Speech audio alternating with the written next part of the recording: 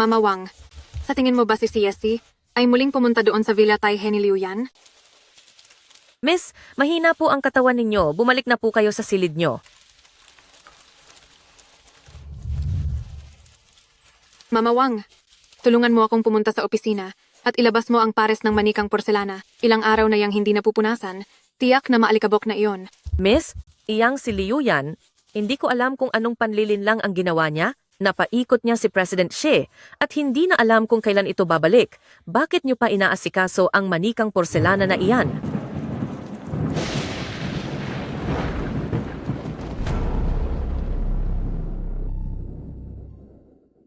Ang manikang iyon ay ibinigay sa akin ni Shesi, ang kaisa-isang regalo niya sa akin. Kunin mo na iyon. Siya na ngayon ang pinakamahalaga kay Shesi. Mag-ingat ka sa mga sinasabi mo.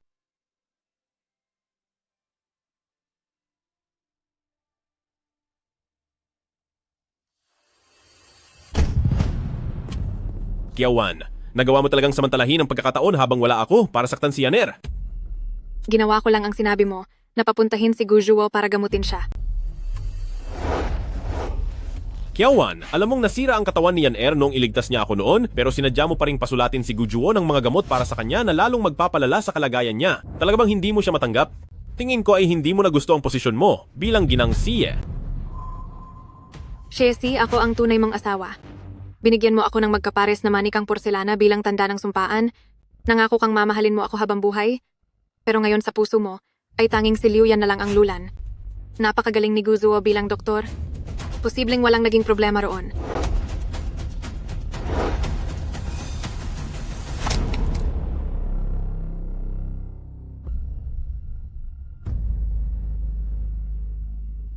Kiawan, gumagawa ka pa rin ng rason. Dahil lang ba may pamilya Kiao na sumusuporta sa iyo ay wala ka nang kinatatakutan para ganito apihin si Yaner. Ang tindi mo rin talaga.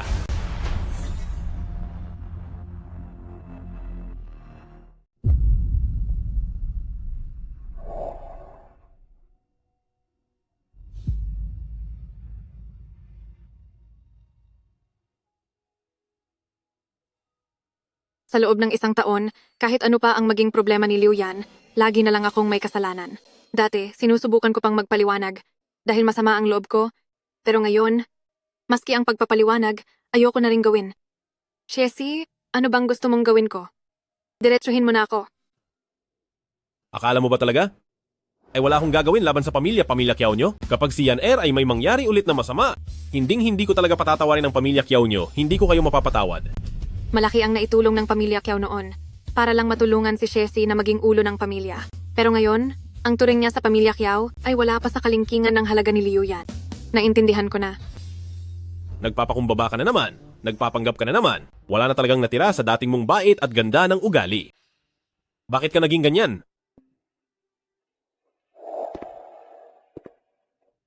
Shesi, sino ba talaga sa atin ang nagbago? Ako ba o ikaw?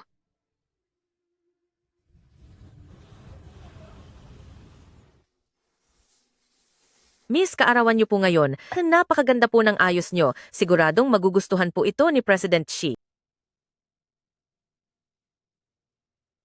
Anong silbi ng pag-aayos ng ganito? Wala rin naman akong halaga sa mga mata ni Shesi. Kahit wala po kayong makeup, Miss, higit na mas maganda po kayo kaysa sa Liu Yan na iyon. Pero para kay President Xi, tila si Liu Yan lang ang nakikita niya.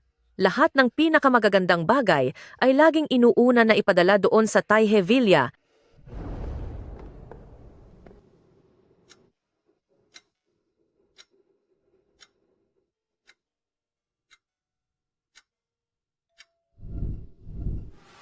Siguradong si President Xi na ang bumalik.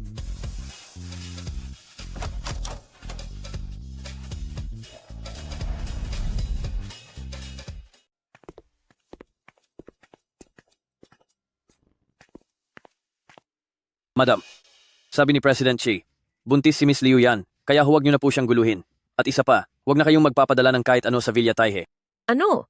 Buntis siya? Sabi rin ni President Xi, sasamahan niya si Miss Liu Yan ngayong araw, kaya hindi siya makakapunta rito. Shesi, nangako ka dati na taon-taon ay sasamahan mo akong mag-birthday. Sa bawat lumipas na taon, hinding-hindi nawawala si Shesi. Ngayong buntis na si Liu Yan, tila kinalimutan mo na ang mga pangako mo. Naintindihan ko na. Mama Wang, itapon mo na lang lahat ng pagkain.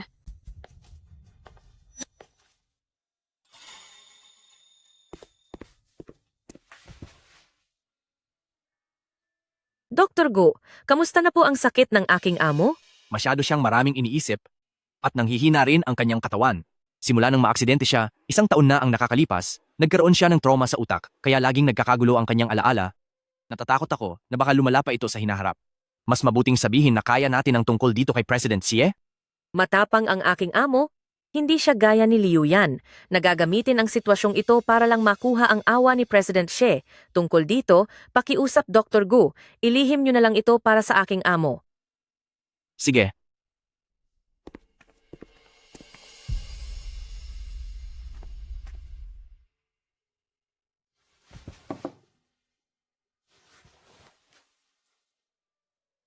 Ma'am, uminom na kayo ng gamot.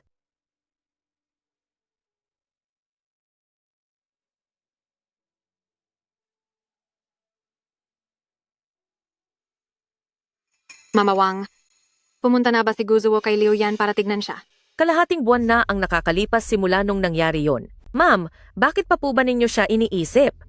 Ang babaeng yon, buong araw lang siyang naghahanap ng paraan para idiin kayo. Kung ano-anong pagkain at gamot ang dinahilan niya, wala naman talagang nangyaring masama sa kanya. Kiawan. Talagang napakasama ng loob mo. Balak mo pang hamakin si Yan pati ang katulong mo ay masyado na ring nagiging bastos. Shesi, nagsabi lang ng hindi pinag-iisipan si Mama Wang at wala siyang masamang intensyon. Sabi ni Sekretaryo Lee ay hindi maganda ang pakiramdam mo. At dahil papunta ako sa Villa Taihe, dumaan na muna ako para makita ka. Hindi ko inaasahan na maririnig ko na naman kayong dalawa na nilalait si Yan ng patago. Kayo diyan, ilabas at itapon niyo si Mama Wang. Miss! Shesi, maaari mo bang patawarin si Mama Wang? Matanda na po siya at hindi na rin maganda ang kaniyang kalusugan saan naman siya pupunta. Problema ko po ito, kaya sa akin mo na lang po ibunton ang galit mo. Kiawan? Sa tingin mo, ba talaga? Ay natatakot ako sa impluensya ng pamilya Kiao, kaya hindi kita magagalaw? Nakipagtulungan ang tatay mo sa mga kalaban ko? At ginamit mo naman ang iyong katayuan bilang ginang siye para gawan ng masama si Yaner? Gusto ko na talagang mawala ang pamilya. Pamilya Kiao nyo!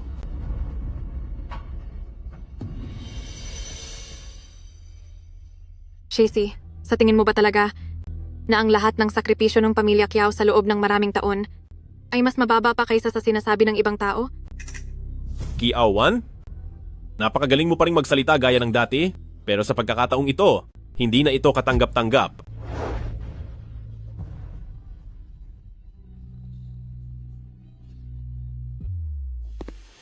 President Xie, nagdeklara na ng pagkalugi ang Kiao Corporation. Ano?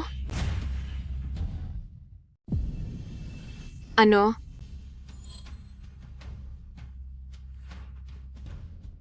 Kiawan, simula pa lang ito.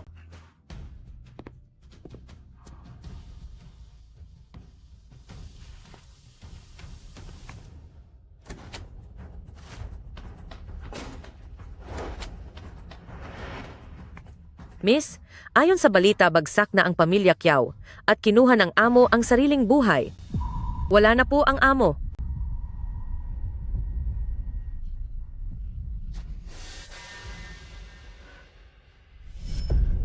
Miss, ikaw.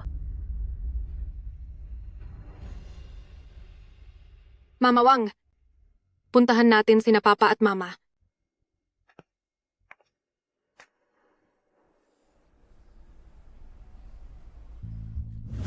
Lao Kiao. Lao Kiao.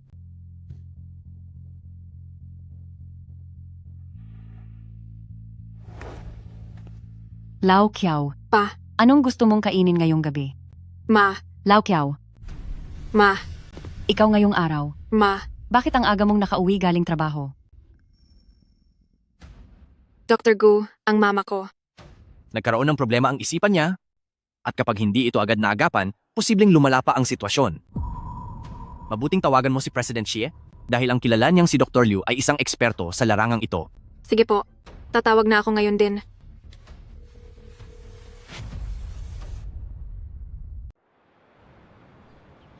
Bakit may bulaklak ng kamelya rito? President Xie, ano po kasi? Iniwan po ito rito ni Madam noon. Manahimik ka. Huwag mo na siyang babanggitin. Ayaw ko nang makakita ng puno ng kamelya sa lugar na ito. Pero sabi po ni Miss Liu, gagamitin niya raw ang mga bulaklak para sa scent diffuser.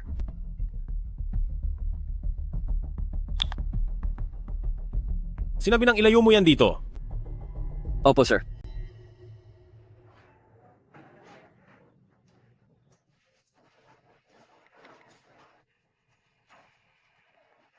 Madam, Sekretaryo Lee, nasaan ngayon si Shiesi? Madam, si President Xie ay nasa Villa Taihe ngayon. Sige, salamat.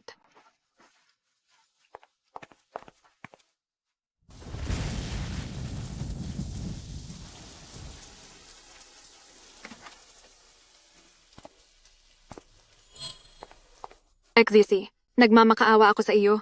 Tulungan mo ang nanay ko. Bihira mo lang ako puntahan ng kusa.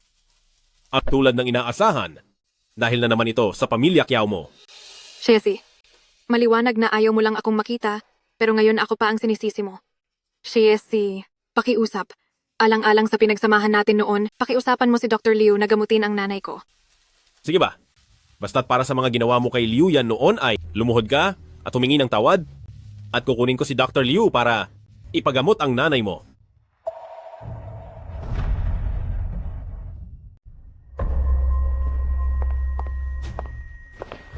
Lumuhod ka at humingi ng tawad.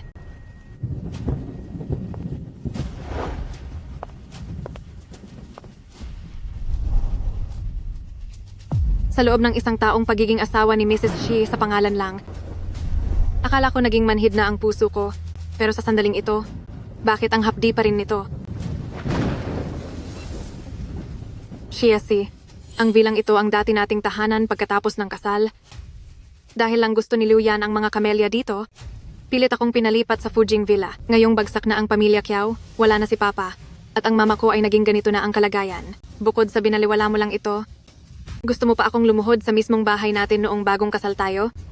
Para lang magmakaawa kay Liu Yan. Luluhod ka ba o hindi?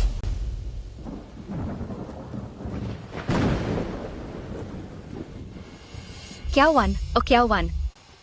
Lahat ay naghihintay na makita ang dating marangal na prinsesa ng pamilya Kiao. Kung paano mo sisirain ang sarili mong dangal sa harap ng isang mababang mangingisdang gaya ko at luluhod sa paanan ko.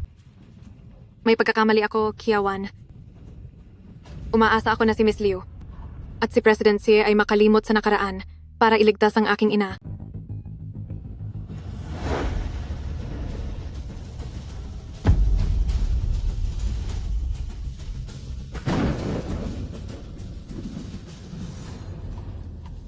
Talo ka na. Saan ka ba nagkamali? Ang pinakamalaking pagkakamali ko, Kiawan, ay ang naging asawa mo. Ang pagkakamali kong mahalin ka. Mukhang hindi mo pa rin talaga alam kung saan ka nagkamali. Manatili kang nakaluhod diyan.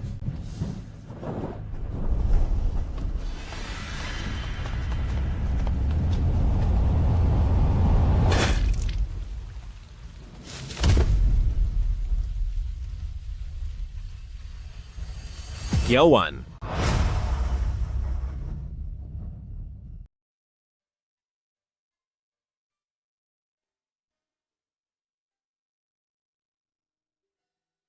Dr. Liu, anong nangyayari sa katawan niya? Ang sakit po ng misis ay medyo komplikado.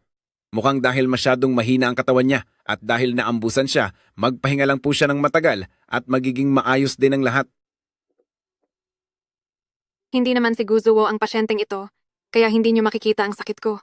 Hindi rin nila alam na wala na akong maraming taon para mabuhay. Dahil sa pagduduwal ko ng dugo, siguro ay mayroon na lamang akong 1 o 2 taon na itatagal. Kapag tulog ay talaga namang napakaamo mo, pero sa tuwing makikita mo ako, lagi mong ipinapakita ang tapang mo at parang hinding-hindi ka magpapasakop.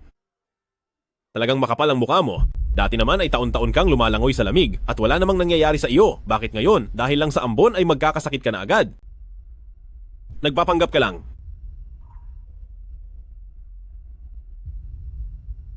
Kiawan, ano pa bang hinahangad mo? Ang Shesi na nagmamahal sa iyo ay wala na mula pa noong 1 taon. Tama? Naambusan lang ako? Wala naman talagang seryosong nangyari.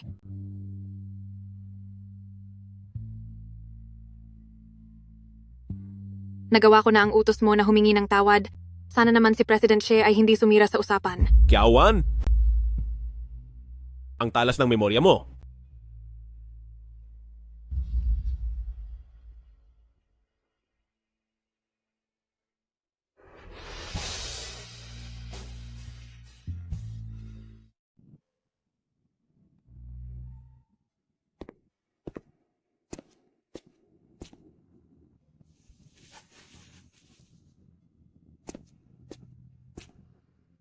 Mukhang lalong lumalaki ang ulo mo. Alam mong nandito ako, pero parang wala kang nakikita. Nagkaroon pala ng oras ang President Xi na pumunta rito. Sayang nga lang, wala man lang akong maayos na tsaa dito. Gawin mo ang gusto mo, President Xi.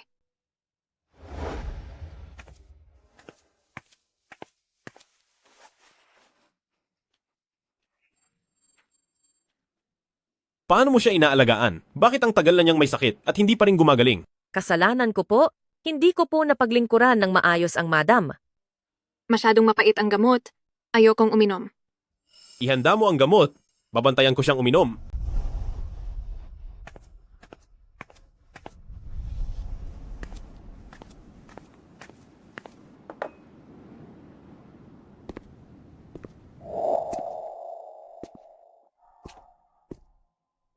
Iinumin mo ba ng kusa o ako pa ang kikilos? Kiawan, huwag kang mag-inarte sa harap ko.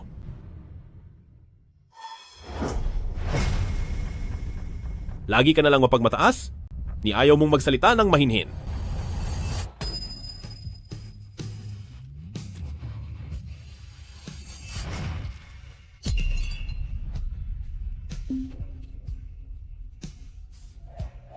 Patawad? Hindi ko sinasadya. Nagsorry sa akin ang President Xi eh. Nakakatawa. Kiawan, huwag kang masyadong matigas ang ulo. Sapat na ang pagtitimpi ko sa'yo. Pagtitimpi? Ang pagtitimping sinasabi mo ay ang pagpabagsak sa pamilya Kiao, pagpahirap sa tatay ko, pananakit sa nanay ko, at pagpilit sa aking lumuhod sa harap ni Liu Yan. Oo nga pala. Salamat sa iyong pagtitimpi, President Xi, at pinayagan mo pa akong maging Mrs. Xie na pangalan lang ang hawak. Kiawan, mukhang masyado kitang pinalayaw kaya ganyan ka na kung umasta. Anong ginagawa mo? Ibaba mo ako. Anong ginagawa mo? Sabi ng ibaba mo ako.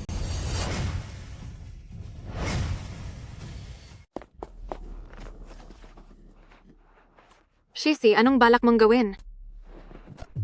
Hindi ba't sinisisi mo ako? Dahil hinahayaan kita maging asawa ng isang siya sa pangalan lang? Ngayong araw, pagbibigyan na kita. Dahil mukhang hindi mo na kayang mag-isa, bakit hindi ka nakiusap sa akin ng mas maaga? Shie, si. Kakaalis lang ng tatay ko. Pakiusap, hayaan mo na ako. Asawa kita. Mula sa isang marangal na pamilya, bilang pinuno ng pamilya Shea, bakit ko kailangang magluksa para sa pamilya mo? Hindi ba't ito naman ang matagal mo ng gusto? Gusto mong magpababa ng pagkatao, kaya pagbibigyan kita ngayon. Kiawan, dudurogin ko ang lahat ng dangal mo. Kukunin kita, pati na ang puso mo, para habang buhay kang manatili dito sa pamilya Shea.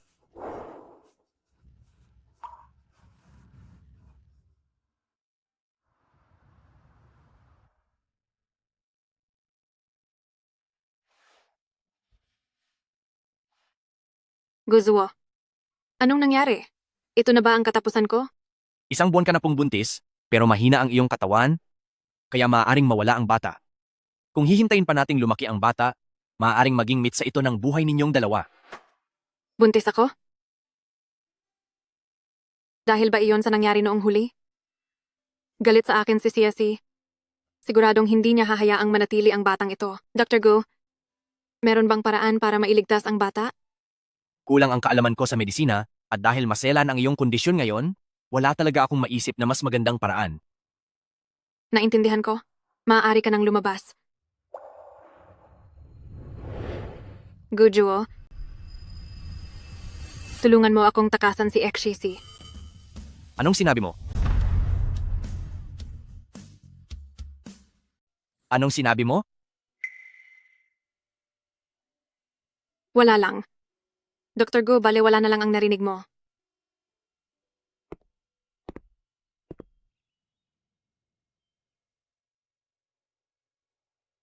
Miss. Si Dr. Gu ay nandoon sa tanggapan ni Miss Chow para sa check-up. Narinig ko po na nagdadalang tao si Miss Chow. Ano? Buntis siya? Hindi ito maaari. Hinding-hindi ko hahayaan si Kiawan na isilang ang batang iyan. Nag-iisip nga ako ng magandang paraan para alisin ang batang ito.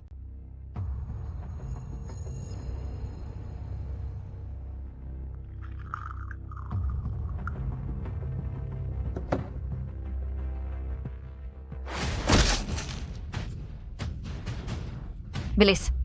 Tawagan niyo si AC.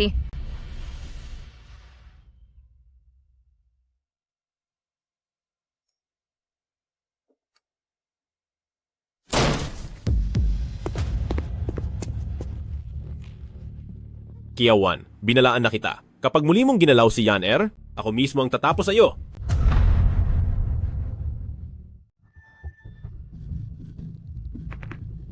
Maghinhay po kayo, President Xi. Buntis po si Ma'am, kaya sana ay hayaan nyo na siya.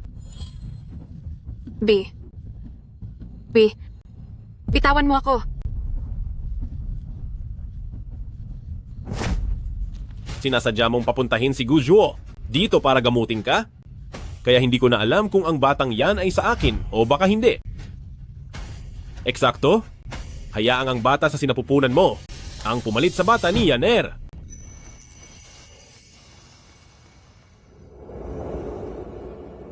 President Xi, pinagbibintangan nyo lang po si Ma'am. Masama po ang pakiramdam niya noon, kaya sa sobrang pag-aalala ko, ay ipinatawag ko si Dr. Gu para tingnan siya.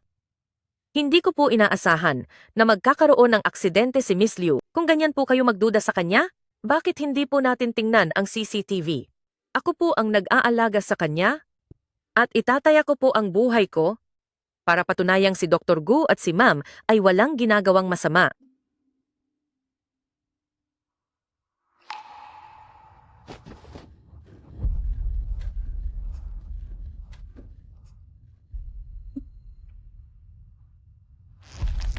Nawala ang anak ni Yaner dahil sa iyo, kaya ang sarili mong anak ang ipambayad mo. Chessy. Ayoko na sa iyo. Parusahan mo na lang ako. Ano ang sinabi mo?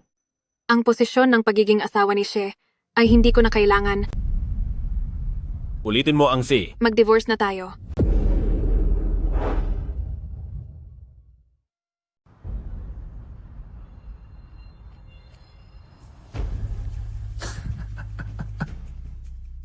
Nanaginip ka.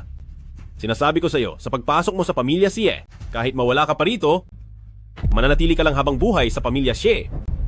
Maging ang iyong abo sa hinaharap ay sa libingan lamang ng pamilya Xie maiiwan.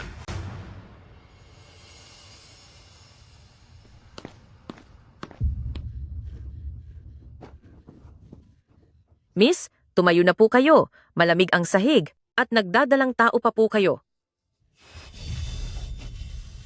Mama Wang, bakit pa ito nangyayari? Dati-rati ay sobrang mahal natin ang isa't isa. Paano niya nagawang gawin ito sa akin at kay pamilya Qiao? Dahil lang ba sa ginawa ni Liu Yan na pagligtas sa kanyang buhay? Miss,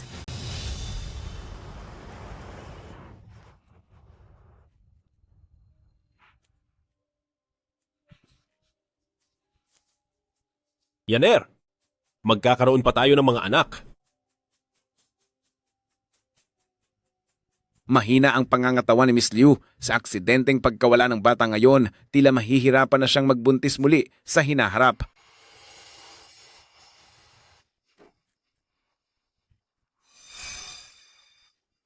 Pagkaanak ng bata ni Kiawan, ay kukunin ko ang kanyang anak at ibibigay sa iyo para palakihin. Talaga po? Salamat, AC. May nakakita ba sa asawa ko? Nakita niyo ba ang asawa ko? Nakita niyo ba ang asawa ko? Nakita mo ba ang asawa ko? Mayroon bang nakakita sa asawa ko? Nakita niyo ba ang asawa ko? Nakita mo ba ang asawa ko? Nakita niyo ba ang asawa ko? Hindi po. Sino po ang nakakita sa asawa ko? Hindi ba't ito ang ina ni Kiawan? Naging ganito na pala siya kaguho ang isip. President Xie, ito po ang ulat para sa naging takbo ng proyekto noong nakaraang buwan. Sige. Teka pala. Papuntahin mo si Dr. Liu para suriin ang nanay ni Kiawan. Masusunod po. Dr. Liu? Bakit? Miss Liu, Dr. Liu? Ipinapasabi po ni Asi na nakahanap na siya ng ibang espesyalistang doktor para sa nanay ni Miss Chiao. Kaya hindi na kailangang mag-abala pa kayong pumunta roon. ganoon ba? Sige.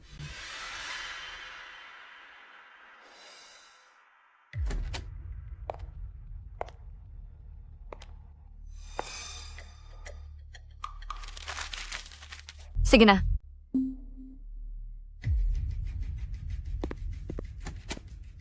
Kiawan, anumang bagay na gusto ko, ay siguradong makukuha ko.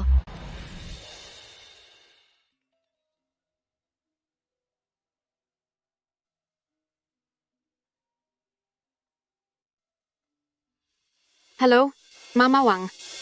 Miss, naaksidente po sa sasakyan ang nanay.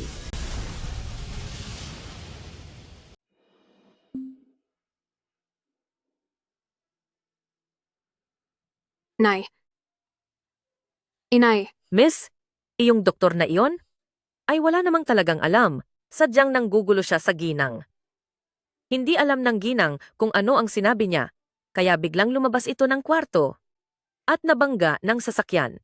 Paano nangyari yon? Paano naging posible to? Nangako si Shesi na kukunin si Dr. Liu, isa siyang dalubhasa sa larangang ito. Bakit nagkaganito si nanay? Ang doktor na ito ay si Liu din ang apelido, pero kamakailan lang ay tinanggalan na siya ng lisensya. Hindi siya sa kahit na anong paraan ang dalubhasang iyon. Ngayong araw pinapunta ako ni President Xi upang suriin si Miss Liu. Mabuti na lang at kumuha si Mama Wang ng litrato at pinuntahan ako para kumumpirma. Kaya ko nalaman ang nangyayari. Sa kasamaang palad, ang nanay mo ay wala na. Sa lahat ng tao si CSC ay hindi magtitiwala sa iyo.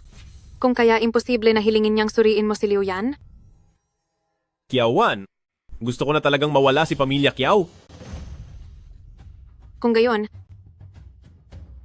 sinadya niyang ilayo ka sa kanya upang hayaan ang isang peking doktor na gulo sa aking ina?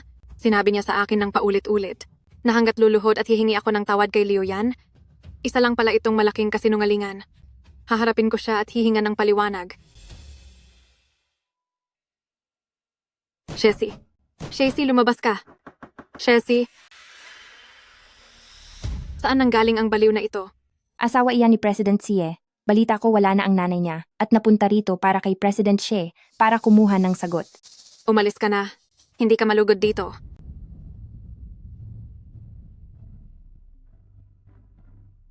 Shesi.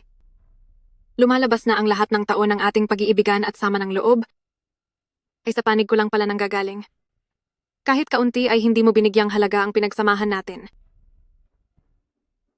Ziasi, niloko mo ako ng matindi.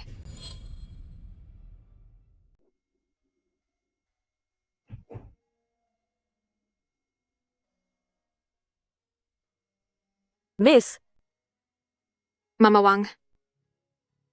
Namimiss ko na po sina Papa at Mama. Miss, buntis po kayo, pakiusap, wag po kayong mawawalan ng pag-asa, kahit hindi na para sa sarili nyo. Isipin nyo na lang po ang dinadala nyo sa sinapupunan nyo.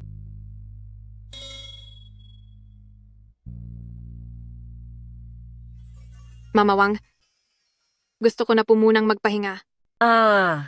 Sige po.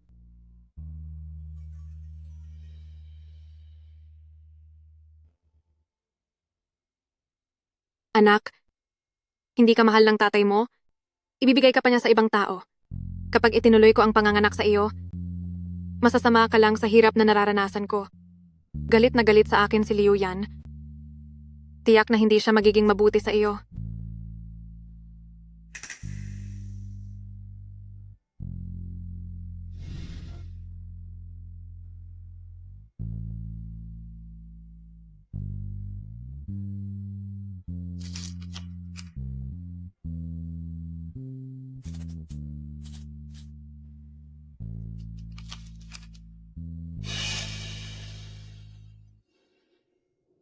Anak, patawad.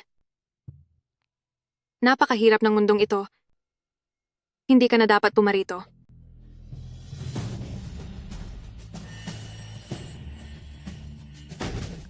Kiawan? Anong gamot ang ininom mo? Anong gamot ang kinain mo? Gamot para alisin ang bata. Paulit-ulit mong sinabing mahal mo ako, pero kahit ang sarili nating anak, ayaw mong ituloy at isilang. Niloko mo na naman ako. Oo nga, alam mo naman, ilang taon kitang minahal, pero hindi mo ako mahal, at ngayon ay mas kinamumuhian mo ako, tinatalikuran at hinahamak. Shesi, tao rin ako, napapagod din. Ilang taon na nating niloloko ang mga sarili natin, at sobra na iyon. Kahit na ngayon ay wala na ang anak ni Liu Yan. Darating din sa hinaharap sina Lian at Wang Yan na nag-uunahan sa iyo. Maraming pwedeng magkaanak para sa iyo, pero ang anak ko lang. Sinasabi ko sa iyo, dahil niloko mo ako, manindigan ka sa panloloko sa akin habang buhay, at huwag kang liliban kahit isang araw. Bakit? Narito naman si Kiawan, pero tila ba bigla siyang mawawala. Simula ngayong araw, mananatili kayo rito, hanggang sa isilang ng misis ko ang bata. Kung may mangyaring masama, pagbabayarin ko kayong lahat. Opo. Bakit parang namayat ka ng husto? May kailangan pa akong asikasuhin sa kumpanya? Una na ako.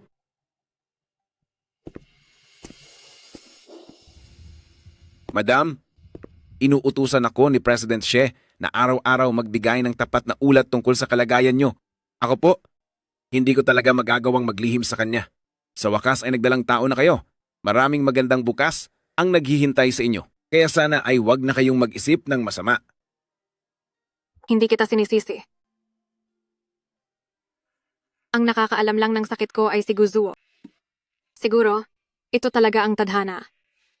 Dahil ayaw sumuko ng batang ito, ibibigay ko ang lahat para sa kanya.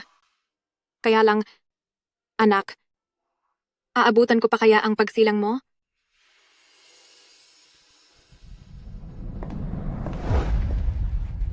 Anong ginagawa mo rito? Hindi ka ba nagtataka kung isang taon na ang nakakalipas? Kung sino ba talaga ang sumaklolo kay XCSE? Anong ibig mong sabihin?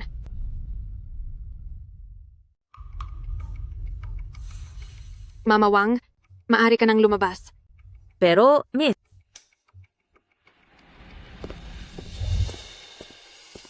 Sige, magsalita ka. Noon, hinahabol si Shesi ng mga kalaban hanggang sa dulo ng bangin? Wala siyang ibang pagpipilian, kundi tumalon sa bangin. Inakala niyo na ako, ang sumagip kay XCSE sa Pampang. Hindi ba si Liu Yan ang nagligtas kay Xiesi? Sa katunayan, ikaw lang na bobong babae. Ang susunod kay CSC na tumalon din sa bangin. At naghanap ng 3 araw. Pagkatapos mo siyang mahanap, sinuot mo pa ang kanyang damit para ilito ang mga kalaban. Dahilan para ako na isang mangingisda ay siyang makinabang sa swerte. At ang huli, nawala ka pa sa sarili mong katinuan. Tignan mo, kampampi ko ang langit. Si Shesi ay magiging akin lang. Hindi. Yaner! Yaner!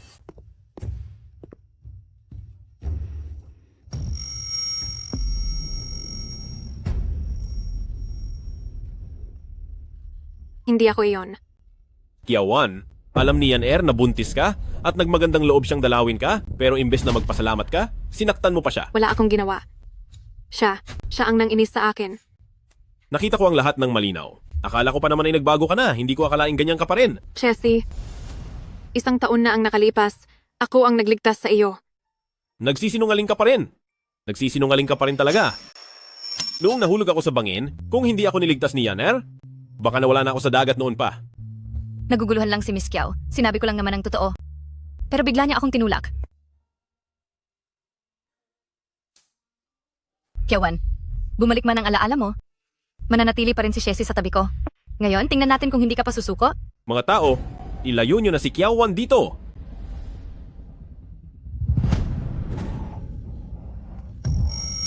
Ang sakit. Ang sakit. Kiawan. Masakit. Kiawan.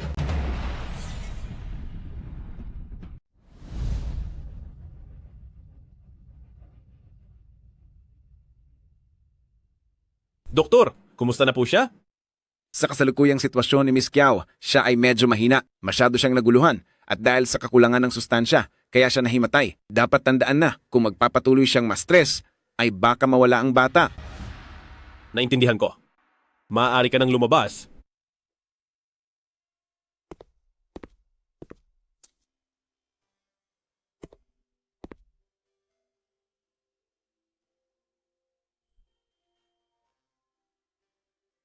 Ano ang nangyayari sa akin?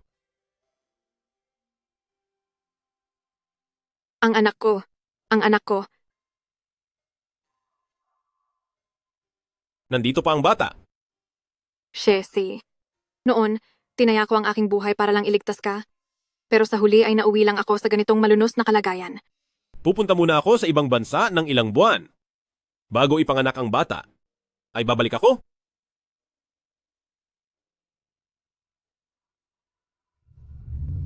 Gusto ko si Guzuo ang magsuri sa akin.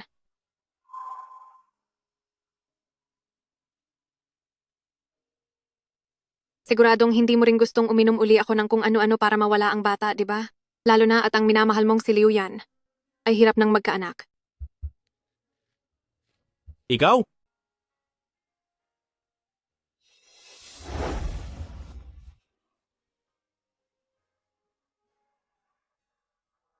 Ipapunta rito si Guzuo para suriin siya. Masusunod po. AC, kumusta na po si Miss Chow? Nagdadalang tao siya at kailangan niyang magpahinga ng mabuti. Huwag ka nang pumunta rito uli.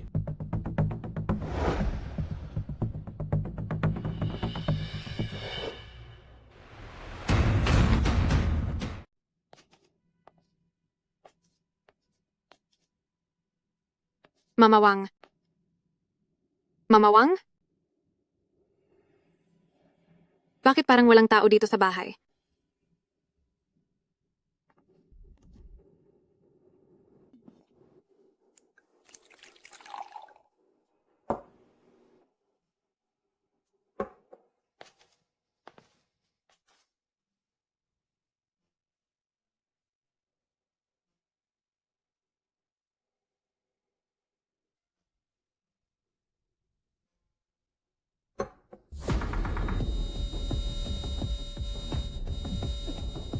Mamawang, mamawang. Bilisan mo. Dalhin mo ako sa ospital. Mamawang.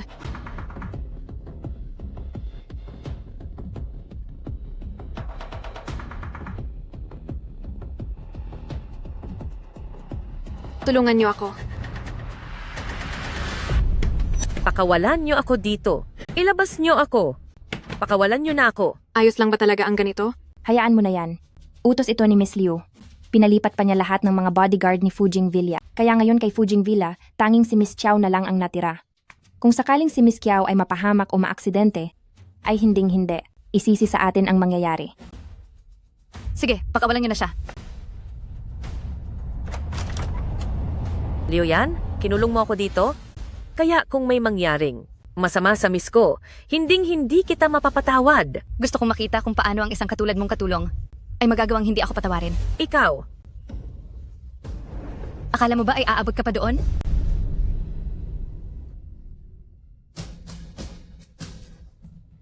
miss.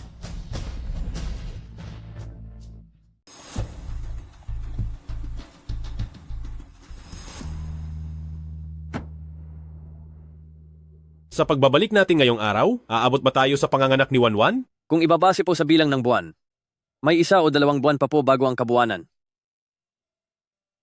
Nakapagdesisyon na ako.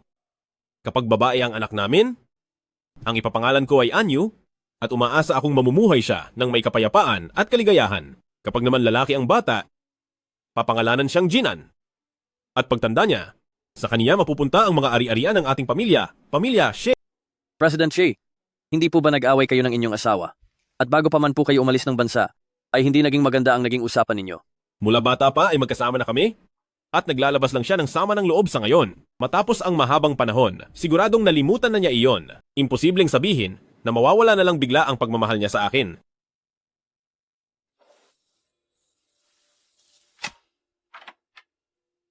Dr. Gu, kumusta na po ang aking alaga? Mama Wang, huli na noong madala niyo siya rito. Nawalan na siya ng maraming likido sa katawan si Miss Chow. At siya ay, wala na. Paano mangyayari ang ganoon? Ligtas naman ang bata. Pwede mo na siyang silipin doon. Dahil sa Liu Yan na iyon, pinaalis niya ang mga tao sa villa. Kaya naman hindi agad na isagawa ang pagliligtas sa kanya.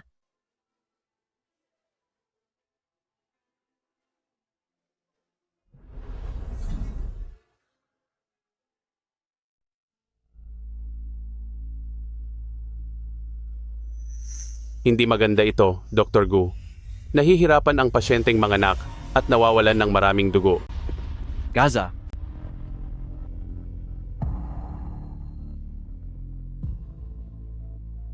Miss Kiao, lumaban ka. Maghahanap agad kami ng dugo para sa iyo. Bilis! Bago ipanganak ang bata, babalik ako. Kahit ang huling pangako, hindi pa rin natupad. Dr. Gujuo. Kapag wala na ako, tulungan mo akong sunugin. Ang villa. Ayaw ko nang magkaroon kay CSC ng anumang ugnayan. Miss Kiao, hindi niyo pa po nakikita si President Xie sa huling pagkakataon. Lumaban po kayo? Maghintay pa po kayo ng kaunti, maaari ba? Sa taong pareho lang naming kinasusuklaman ang isa't isa, bakit pa kailangang magkita? Pupuntahan ko na ang mga magulang ko. Ako, pupuntahan ko na sila. Tulong. May tao ba dyan?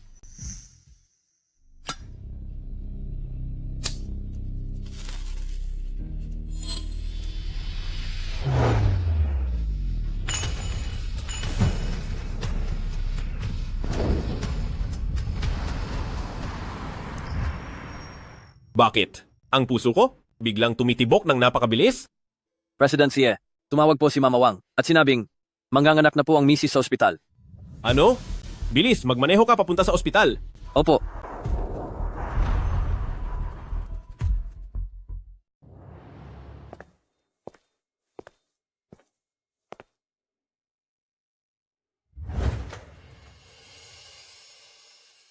Anong? Nangyari dito? President Xie, nasunog ang mansyon at nagkaroon ng aksidente ang asawa niyo habang nanganganak. Hanggang sa wala na siya. Sinungaling ka? Bakit mo siya isinusumpa ng ganyan? Gusto mo bang malintikan? Sabihin mo, ito ba ay utos ni Kiawan para lokohin niyo lang ako? President Xi,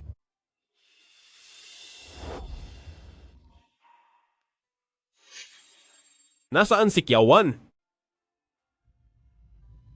Nasaan si Kiawan?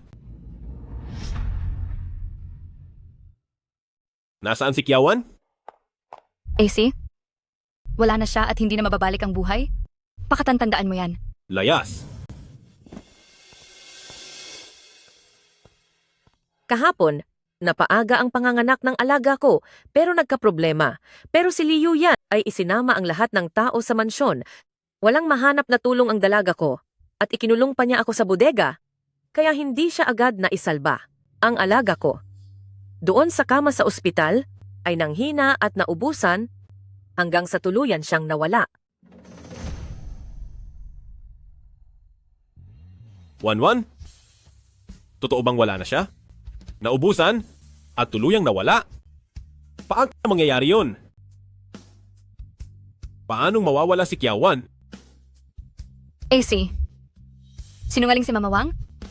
Kailangang maniwala ka sa akin.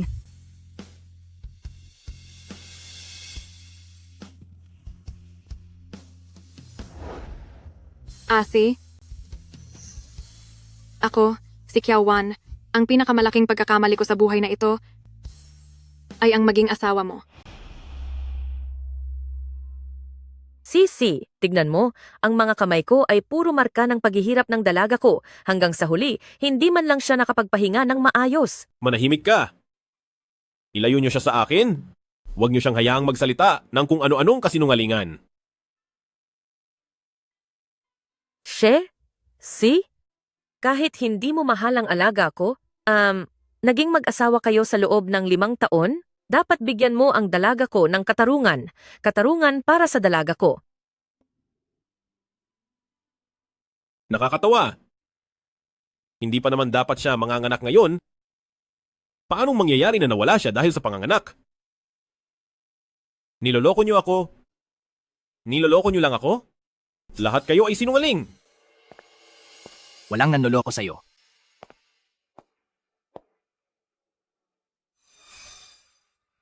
Ito ang abo ni Miss Kiao.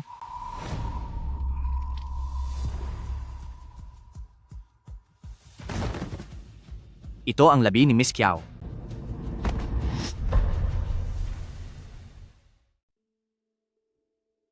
AC, sa wakas, at nagising ka na rin.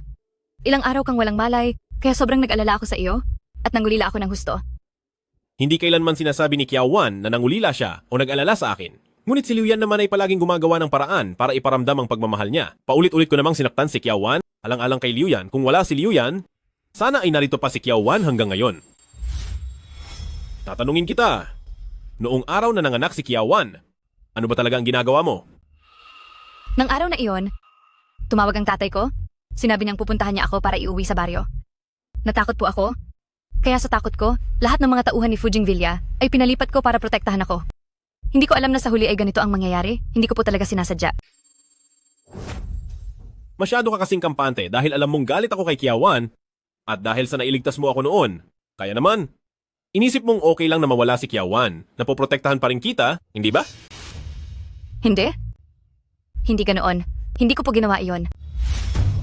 Ginamit mo ang pagkalito ng isip ko at ang kabutihan ko sa iyo para apihin si Kiao Wan? Inakala mo ba, dahil sa pagligtas mo sa akin, ay hindi kita paparusahan? Ano ka ba sa akala mo? Ang nalalabi mong buhay ay ilalagi mo sa loob ng kulungan bilang kabayaran sa iyong ginawa. Sino ang tao diyan?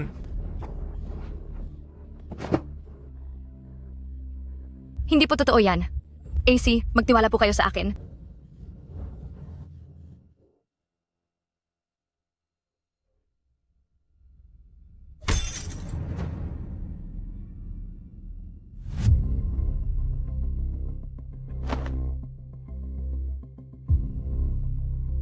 Lahat ng gamit na pag-aari ni Liu Yan sa kwartong ito, basagin niyo lahat.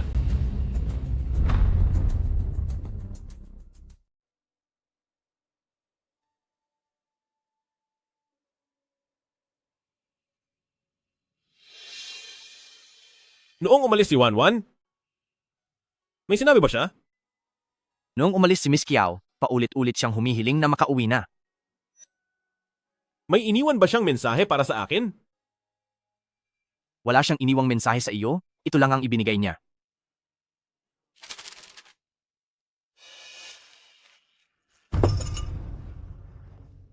Paano niya nagawa? Paano siya hindi nag-iwan ng kahit anong salita para sa akin? Noong umalis si Miss Kiao, ang lamig ng mga kamay niya na parang yelo, umiiyak siya at nagsabing gusto na niyang umuwi. Napaos ang boses niya sa kakatawag. Hindi na nagmamahal si Miss Kiao, wala na ring galit. Kaya kahit isang huling salita, ayaw niyang iwan sa iyo. Pinagawa lang niya sa akin na ang Fujing Villa ay sunugin ng tuluyan. President Xie, ikaw at si Miss Kiao noon ay niligtas ang buhay ko. Nanatili ako sa pamilya Xie para na rin makaganti sa inyong kabutihan. Pero ngayong wala na si Miss Kiao, aalis na rin ako sa pamilya Xie.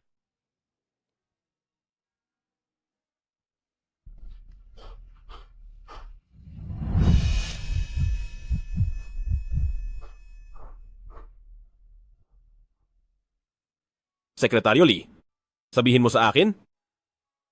Si Wanwan ba ay hindi na ako mapapatawad kailanman? President Xie, malalim na ang taglagas. Malamig ang gabi. Bumalik na po kayo sa kwarto. Noong nanganak siya, siguradong napakasakit niyon, pero wala ako sa tabi niya. Hindi ko inakalang ganito pala ang paraan ng pag-alis niya sa akin. President Xie, nakikiramay po ako. President Xie, ito po ang nakita namin sa villa.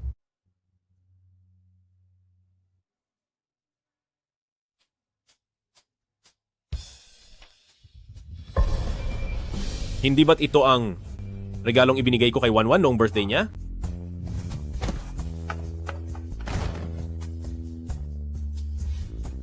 Maging ang tanging regalong ito ay nabasag ko pa gamit ang sarili kong mga kamay.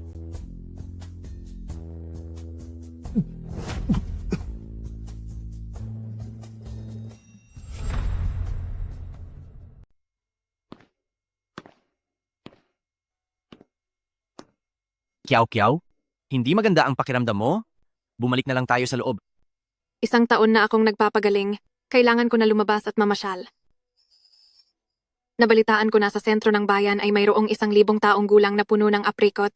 Punta tayo doon para tingnan. Sa ngayon, si Kiao Wan ay nakalimot na sa mga nakaraan. Sana lang ay hindi na niya muling makaharap si Xiesi. Sige, tara na po.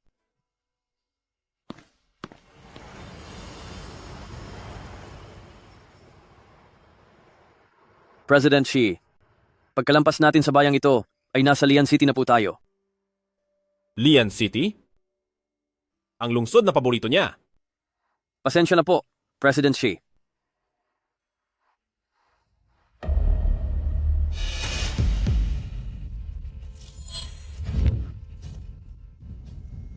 President Xi, mag-ingat po kayo.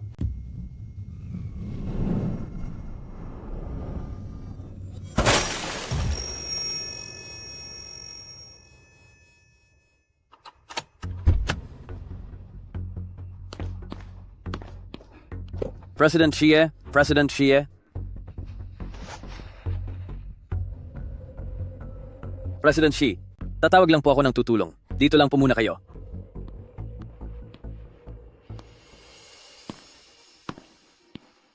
Ano ang gusto mong kainin mamaya? Gusto ko po ng nilagang tadyang na may patatas. Sige. Pagluluto kita pag uwi natin? Salamat po.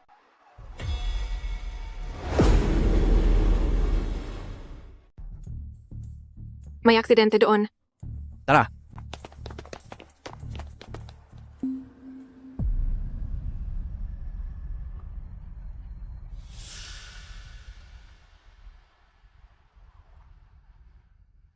Kilala mo ba siya?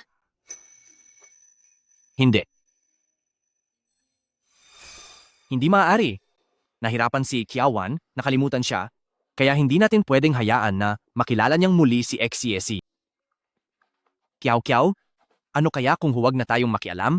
Tingnan mo, ang paglitaw niya rito ng mag-isa ay napakakakaiba. Huminga pa siya. Isama na natin siya. Hindi pwede. Tumawag na lang tayo ng ambulansya para dalhin siya sa ospital. Nagkaroon lang ng aksidente rito at marami ring nangyayaring hindi inaasahan ngayon. Tiyak na mahihirapan ang ambulansya na makarating dito. Guzuo, isa kang doktor, kaya isama na natin siya pabalik. Mukhang hindi naman siya masamang tao. Sige.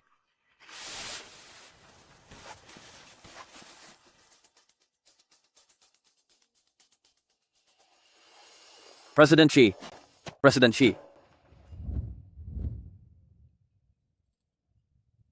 Nasaan si President Xie?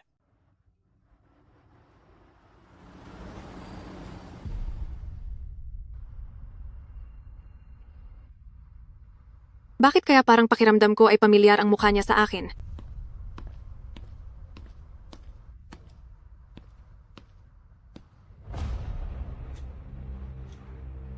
Kiao, bakit? Mo ba siya tinititigan ng ganyan? Nararamdaman ko lang na parang pamilyar siya, na parang nakita ko na siya dati, pero hindi ko na maalala kung saan. Ang katawan ni Kiao Wan ngayon ay kakaayos lang ng bahagya, kaya hindi ko siya hahayaang na muling mapalapit kay Xiesi para hindi lumala ang kanyang sakit. Kiao, kailangan ng taong ito ng pahinga. Mas mabuti kung hindi muna natin siya gagambalain. Sige na, lumabas ka muna at i-check ko ulit siya. Sige po.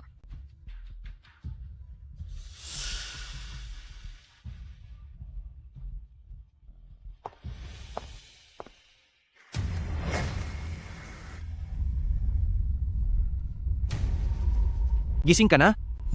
Isa akong doktor. Nagtamo ka ng malubhang pinsala at ilang araw kang nawalan ng malay.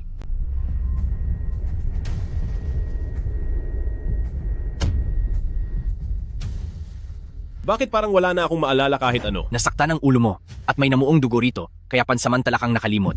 Kapag nawala na ang pamumuo ng dugo, kusa mo ring maaalala ang lahat. Salamat sa pagliligtas sa akin. Xiesi, bago mo pa maibalik ang alaala mo, palalayasin na kita rito. Hindi ko nahahayaan na saktan mo pang muli si Kiao Wan. Magpahinga ka na ng mabuti, huwag kalimutang uminom ng gamot.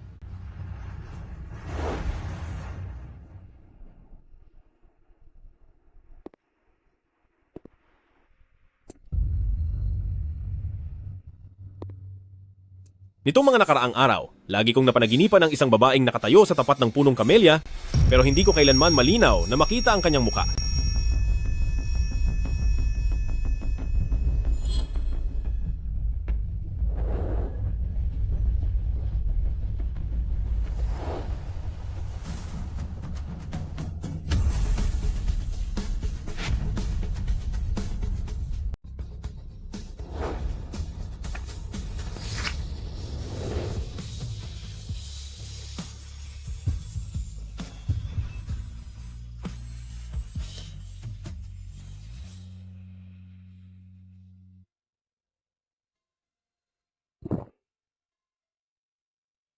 Sino ka? Ako si Kiawan. Kiawan? Anong nangyayari sa'yo? Ayos ka lang ba? Ayos lang ako. Nga pala, ano nga palang pangalan mo? Hindi ko na matandaan. Sabi ni Gujuo na baka nabaliw ka na dahil sa pagkakabagsak mo. Mukhang totoo nga. Sabi ni Dr. Gu sa akin, mabubuti rin ang lagay ko pagkalipas ng ilang panahon. Nagkita na ba tayo noon? Miss,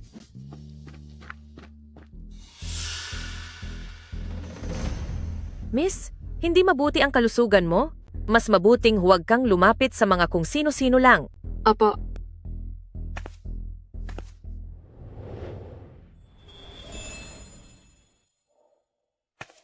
Bakit kaya parang pakiramdam ko ay matagal ko na siyang kilala?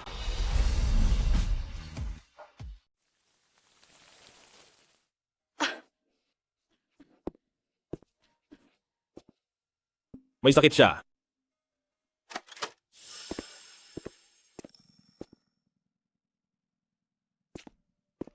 Anong nangyari ngayong araw? Bakit gabi ka na nakauwi? Umuulan po sa daan, kaya natagalan ako ng konti. Mabuti naman at ligtas ka.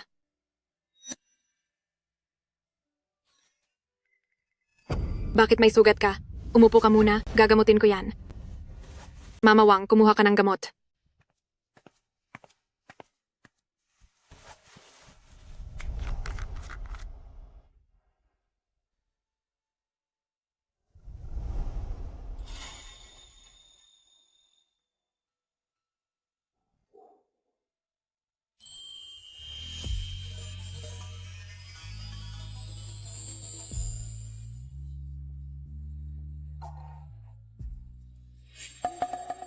Xiesi, pinahamak mo noon si Kiawan? At ngayon ay tila ba umaakto ka na walang nangyari para mapalapit kay Kiawan? Hindi ko hahayaang magtagumpay ka.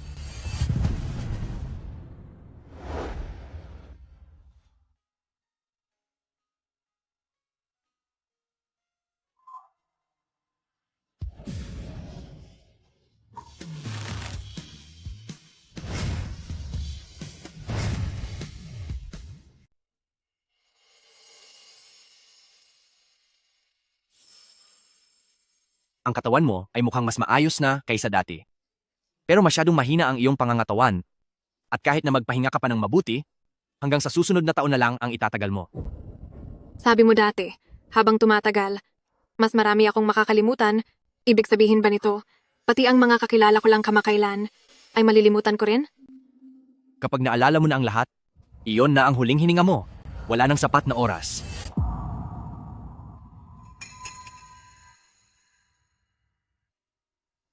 Huwag kang mag-alala. Sasamahan kita hanggang sa huli.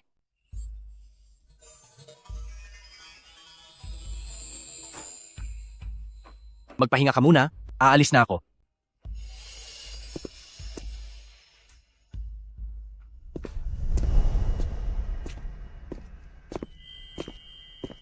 Hoy!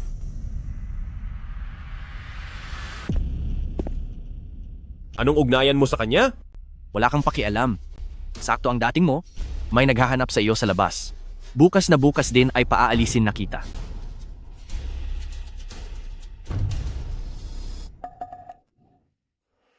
Heto, kunin mo ito. Huwag mong kakalimutang uminom ng gamot.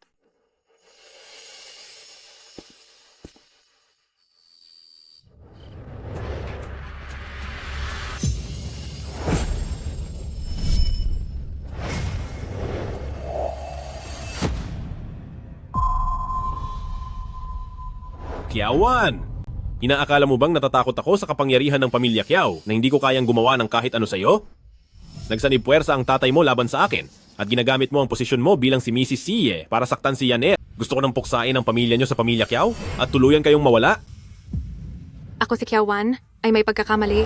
Umaasa akong si Miss Liu at President She ay makalimot na sa nakaraan para iligtas ang nanay ko. Hindi.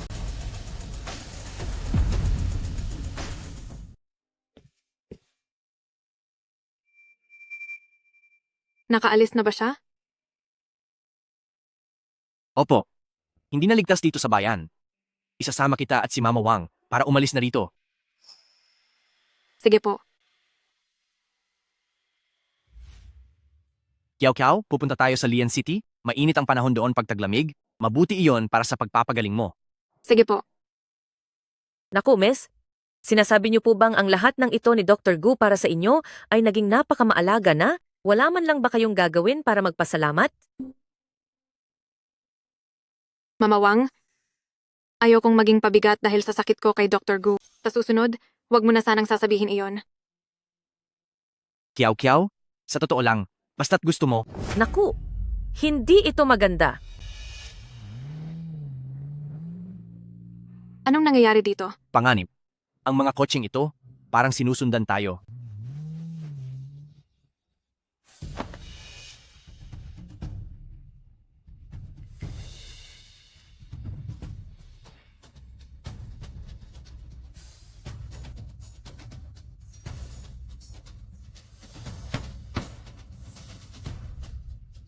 Lumabas kayo.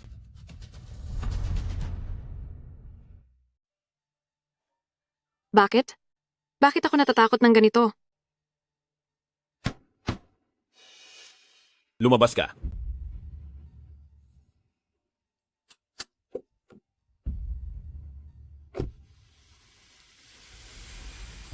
Bumalik na ba ang alaala mo?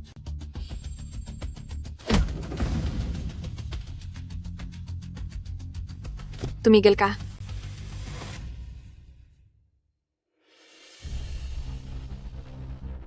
Pinoprotektahan mo siya? Anong relasyon nyo sa isa't isa? Akala ko talaga ay wala ka na.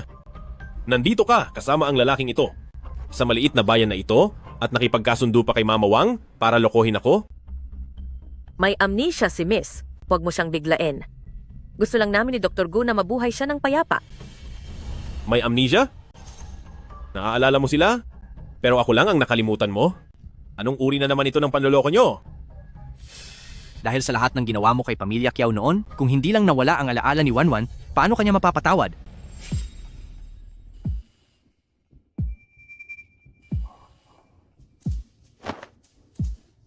Wanwan, talaga bang wala kang maalala?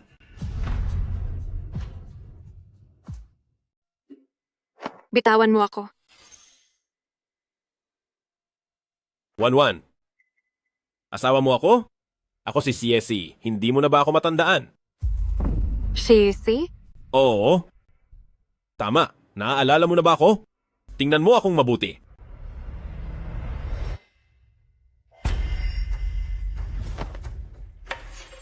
Wanwan, huwag kang pauto sa kanya.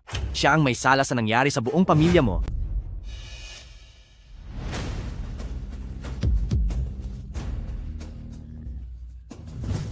Nagkasala po si Kiawan. Nakikiusap ako kina Miss Liu at President Shi. Kalimutan na po ang mga atraso ko. Tulungan niyo ang nanay ko.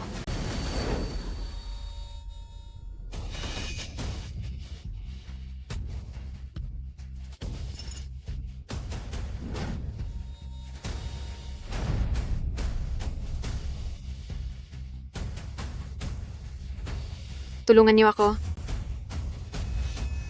Iligtas niyo ako. Kiawan? Kiawan.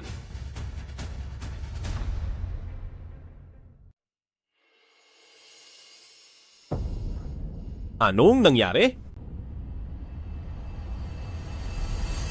Tinatanong kita, kumusta na siya? Mahina na talaga ang katawan niya, napinsala ang kanyang kalusugan noong mahirap siyang manganak. At pagkatapos ng ginawa mo sa kanya ngayon, natatakot akong baka wala na siya sa loob ng 1 taon. Hindi maaari. Maayos ang kalusugan niya noon. Malakas pa siyang lumangoy kahit taglamig. Paanong mangyayari na biglang hihina ng ganito ang katawan niya? 6 na taon nang may sakit si Kiao Kiao. Sa loob ng mga taong pinahirapan mo siya, nasira na ang kanyang pangangatawan. Hanggang sa puntong ito, wala na rin akong magagawa. Hindi maaari. Hindi ito maaari. Kung talagang mahal mo siya, hayaan mo na siyang umalis.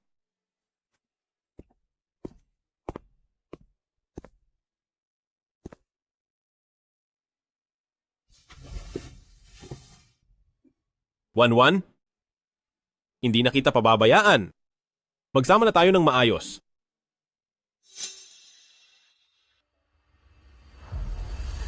Huwag. Wan-Wan? Gising ka na. Bitiwan mo ako.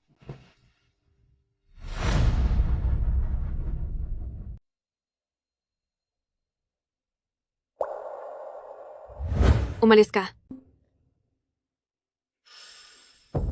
Wan-Wan, anong nangyari sa'yo? Lumayo ka na. Sige. Sige po. Wan-Wan, alam kong hindi mabuti ang iyong pakiramdam.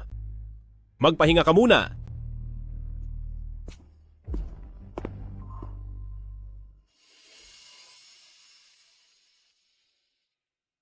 Masyado pong mahina ang katawan ni Mrs. ngayon.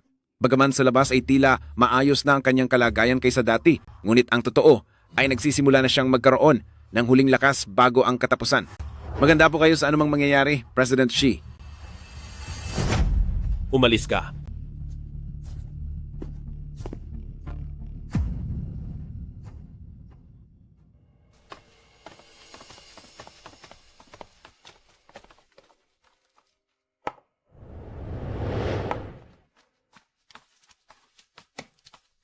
Wan-Wan, ito ang mga paborito mong pagkain. Tikman mo na ito.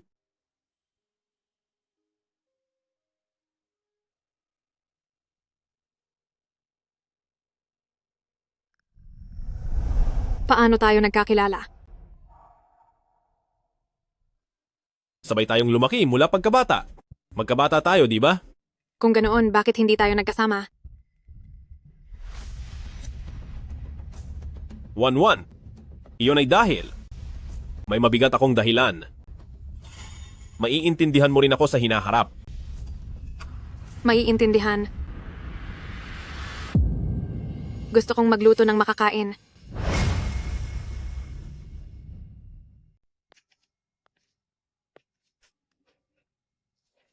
Hindi ito masarap, tikman mo. President Xi, ang ulam na ito. Bakit? Sa tingin mo ba sa ulam na ginawa ko, takot kang mapahamak? Lumabas muna kayo. Hindi pwedeng kumain si President Xi. Hindi pwedeng kumain dahil delikado ang ulam na ito.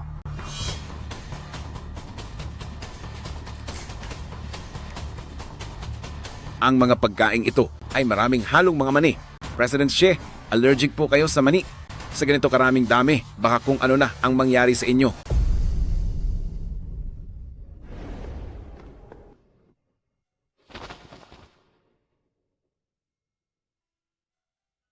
Tila ba? Hindi na matutuloy ang hapunan na ito. Bakit? Shesi, dapat mong itanong sa sarili mo kung ano ang ginawa mo noon.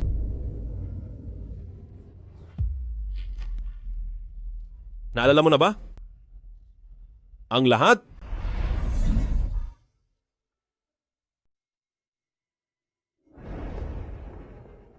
Sana pala ay hindi na lang kita nakilala.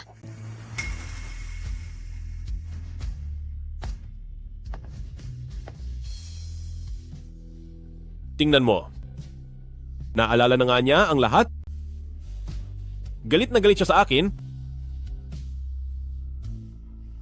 At gusto pa nga niya akong tapusin. Nay, Tay, patawad po sa inyo. Kung nakinig lang sana ako sa inyo at hindi nagpakasal kay Shesi, hindi sana kayo nawala. At hindi rin sana si Pamilya Kiao mapupunta sa ganitong sitwasyon.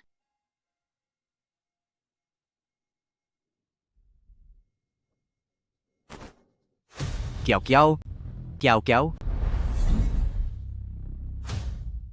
Maraming mga bodyguard sa labas. Paano ka nakapasok? Wala nang oras para magpaliwanag. Na-distract ko na ang mga tao sa labas, kailangan na nating umalis agad. Hindi ako sasama. Mayroon pa akong mga kailangang gawin. Gusto mo ba siyang tapusin? Dahil sa mga pamamaraan ni Shesi, siguradong hindi kanya palalagpasin. Ngayong naaalala mo na ang lahat. Akala mo ba talaga na siya pa rin ang parehong taong nauto noon? Ang plano ko laban kay CSC, ngayong araw lang mangyayari. Pinalayas niya si Guzuo, kaya paano niya nalaman? Ano ba talaga ang nalalaman mo? Umalis na muna tayo rito. Ipapaliwanag ko ang lahat sa iyo.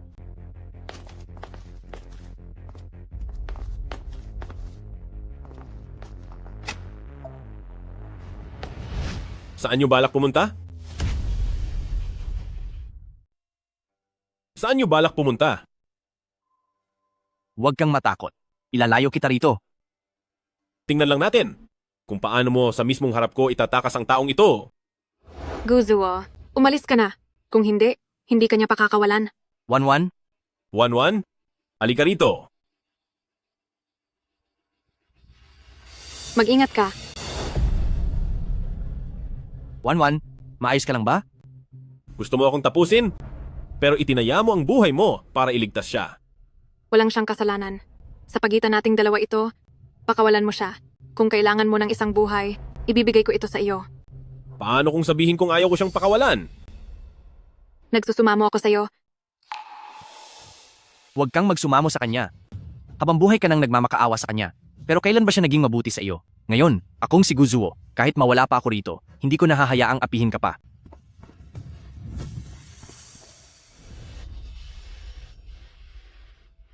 Tingnan mo, kahit ang ibang tao, alam na hindi mo ako mahal. Ang Kiawan na nagmamahal sa iyo, ay wala na. Sinira mo ang pamilya ni Pamilya Kiao.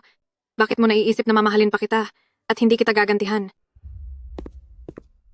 Ano bang alam ng ibang tao? Alam mo na ang tanging taong mahal ko? Ay ikaw lang? Bukod sa pag-iwan mo sa akin, kailanman ba akong humindi sa tuwing humihiling ka sa akin?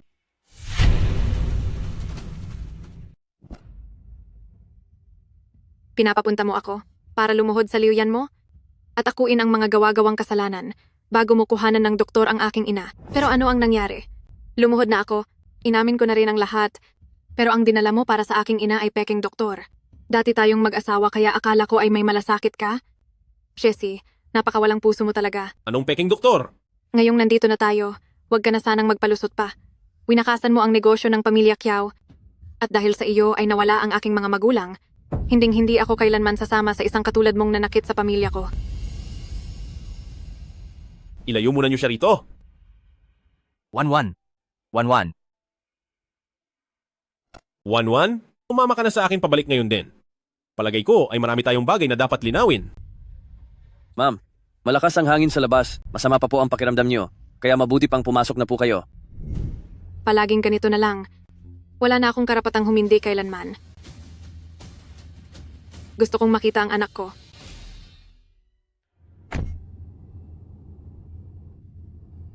President Xie, masyado po kasing matagal ang tulog ni ma'am ngayong 2 araw. Hindi po ba natin dapat patingnan uli siya sa doktor? Sige.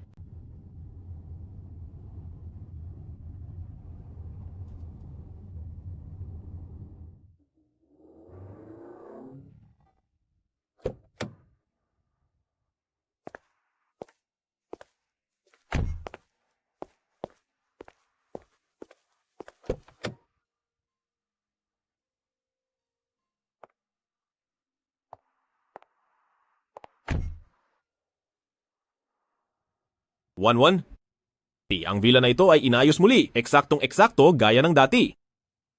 Kahit na naitayo itong muli, ano naman. CSC, hindi na tayo makakabalik pa sa dati.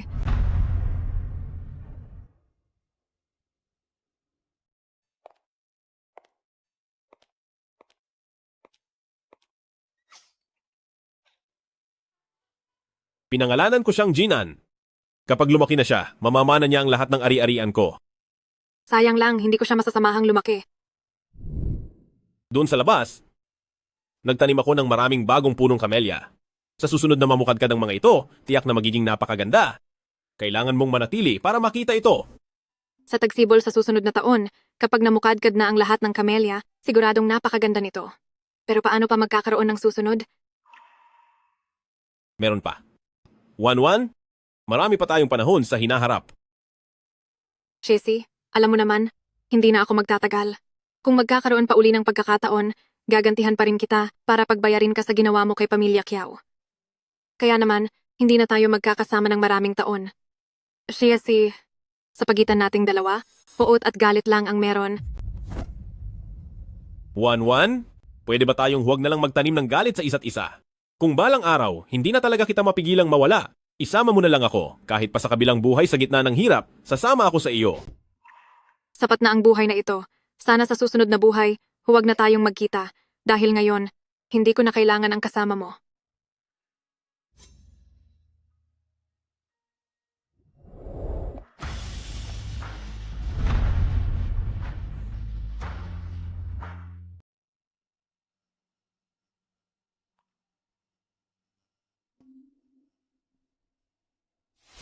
Miss, sa wakas po, nakaganti na rin kayo sa kanila.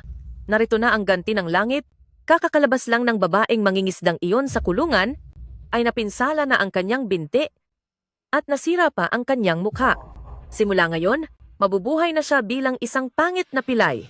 Ang pagluhod niyang iyan para humingi ng tawad ay nararapat lang sa kanya. Ang babaeng mangingisda ay si Liu Yan? Opo. Balita ko ay 1 taon na ang nakakalipas nang ipakulong siya ni Shi Si. Ang babaeng dating mahal na mahal ni Jessie. Paano siya nakulong ng ganoon kadali? Sabi ni Sekretaryo Lee. Sobrang nagalit si Jessie noon, pinarusahan niya ang maraming tao para lang po maibsan ang galit niyo. Para sa akin po, napakasama ng turing niya sa inyo noon. Anong silbi ng lahat ng ito ngayon? Bumaba tayo at tignan siya.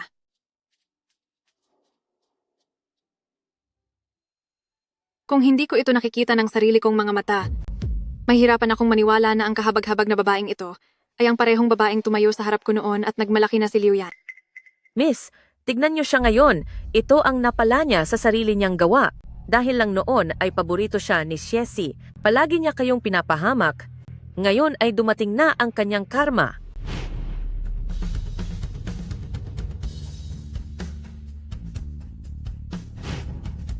Minahal din niya ang babaeng iyan noon. Pero nang nagsawa na siya, ganito ang kinahantungan niya. Ano bang pinagkaiba nito sa kinalabasan ko noon?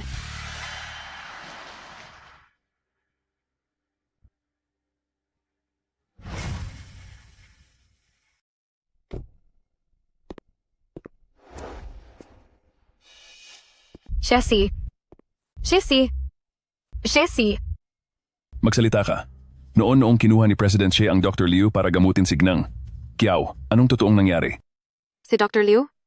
Noon, naaksidente ang nanay ko dahil sa provokasyon ng peking Dr. Liu kaya siya nawala. Bakit nadamay si Liu Yan sa investigasyon? President Xie, siya nga yun. Siya ang nagutos sa akin na magpanggap. Na eksperto para gamutin si Gineng. Kiao, siya rin ang naghanda ng sasabihin ko. Sabi niya, matagal nang kinamumuhian ni President Xie si Pamilya Kiao. At gusto na itong tapusin ni President Xie. Sabi pa niya, kapag nagawa ito, ay mababawasan ang problema ni President Xi. Binigyan niya rin ako ng pera. At sabi niya kapag natapos ang lahat, tutulungan niya ako makalis ng bansa. Ibig sabihin, lahat ng nangyari sa nanay ko noon ay kagagawan ni Liu Yan? Ang lakas ng loob mong gumawa ng ganitong mga bagay ng palihim. Napakapangahas mo.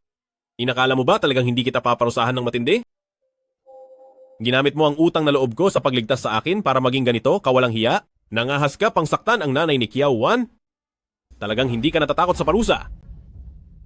Mga tauhan, ilayo nyo ang masamang babaeng ito at turuan siya ng tamang asal. AC, alang-alang sa pagligtas ko sa'yo noon, parang awa mo na. Pakawalan na mo ako. Hinding-hindi na muli akong magpapakita sa'yo. AC. AC. Sandali lang.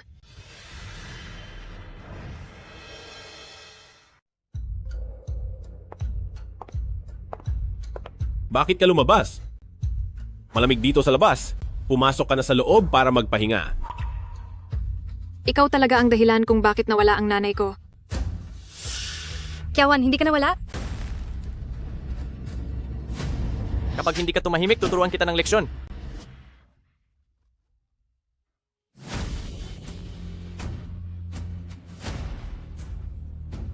Bakit? Bakit mo ginagawa ito?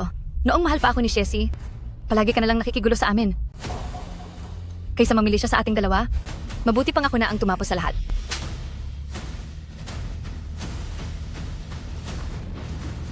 Kiawan? Kiawan?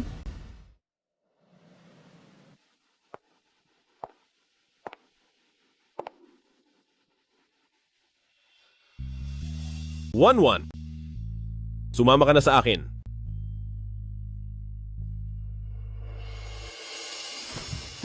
Hindi ka karapat-dapat magkaanak sa akin.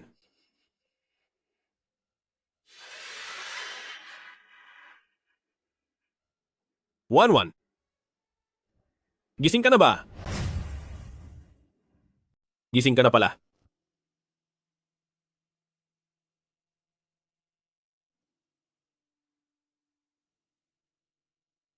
Nasaan siya? Sinubukan niyang tumakas kagabi. At naaksidente sa kotse, kaya wala na siya. Handa mo siyang bitawan?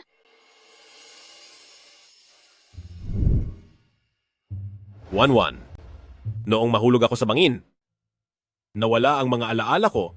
Napagkamalan kong ikaw si Liu Yan, kaya siya ang minahal ko ng ilang taon, samantalang sa puso ko. Ang turing ko sa iyo ay pinilit na pagsasama, ang pinakasalan kong Mrs. She, ang pagkalugi ng pamilya Kiao. Sa aking biyenan, patawad po. Nakasama ako sa pamilya Kiao at nakasama ako sa iyo. Akala ko noon ay kumampi ang pamilya Kiao sa aking mga kaaway. Wala na akong ibang pagpipilian. Hindi ko inaasahan na nang malugi ang pamilya Kiao, ay mawawala ang aking biyenan. Wala na itong saysay. Ang sakit na idinulot mo, hinding-hindi na kailanman mababayaran. Hindi na babalik ang mga magulang ko. Alam mo naman, hanggang sa pagtatapos na lang ng taglagas na ito ang itatagal ko. Kiawan?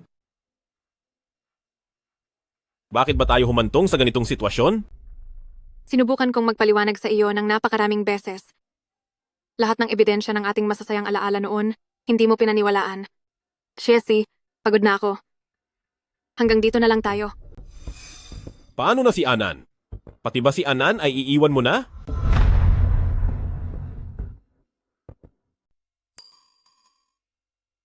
Anan, kasalanan ko ito sa kanya. Dahil hindi ko siya kayang palakihin. Bata pa siya, kaya humanap ka na lang ng bagong magiging ina niya. One. Nagmamakaawa ako sa iyo. Huwag mo naman itong gawin sa akin, pakiusap. Umalis ka na.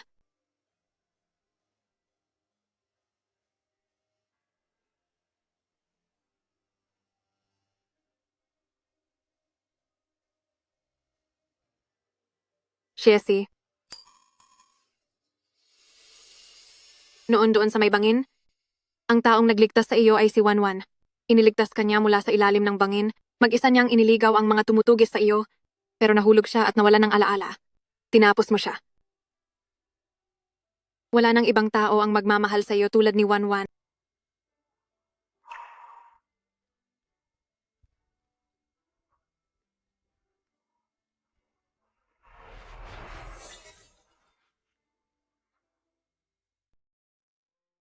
Siya? Uminom ba siya ng maayos ng gamot? Uminom po ang misis ng gamot sa tamang oras ngayong araw. Ngunit noong pumunta rito si Dr. Liu para sa check-up, ay tumanggi ang misis. Dahil wala siya sa mood ngayong araw, hayaan mo na lang si Dr. Liu na bumalik uli bukas. Sabi po ng misis, sinabi niyang gusto niyang makita si Guzuo. Dalhin si Guzuo sa kanya. Miss, inumin niyo na po itong gamot. Sabi ni Jessie ay dadaan siya rito mamaya para bisitahin kayo. Mamawang, sabihin mo sa kanya na ayaw ko na siyang makita pa. Kung magpupumilit siyang pumunta rito, ang gamot na ito ay hindi ko na rin iinumin.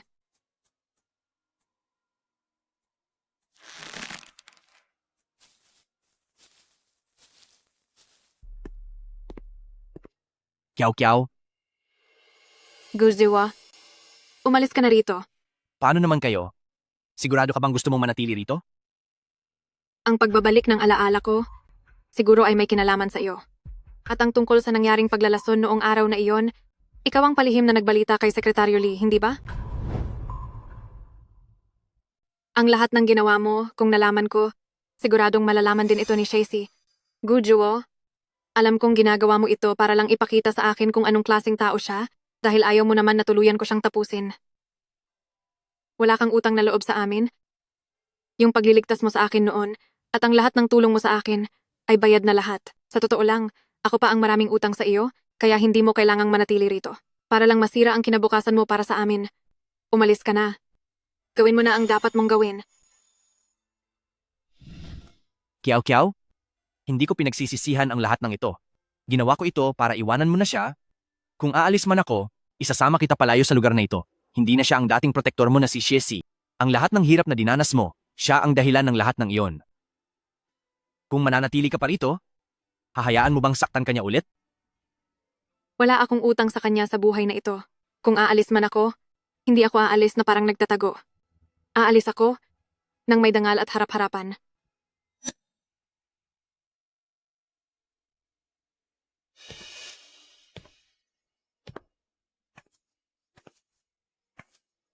Maupo ka.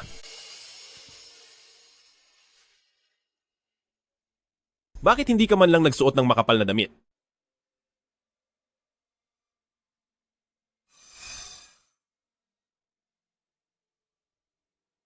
Shacy, alam kong gusto mong magsimulang muli. Kaya mo ako ibinalik dito. Pero alam mo rin naman na hindi na iyon mangyayari pa. Kaya pakiusap, palayain mo na ako.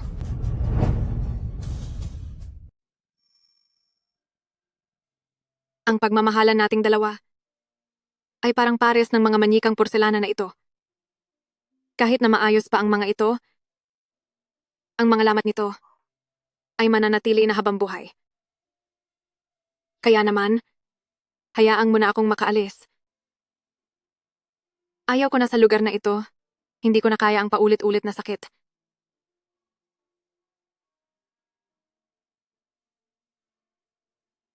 Nagmamakaawa ako sa iyo. Huwag mong sabihin ang salitang iyan. Wanwan? Masyadong mabigat ang salitang iyan. Hindi ko makakayang tanggapin.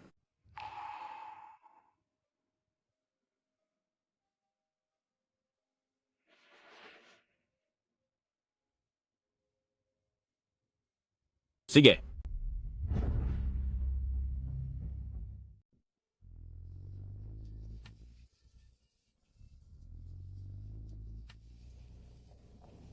Kiao, nakasunod si Shacy sa likod natin.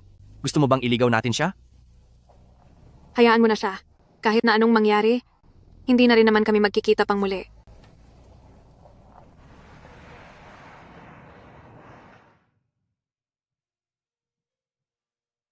President Shea, hindi po ba kayo aakyat para magpaalam kay Madam?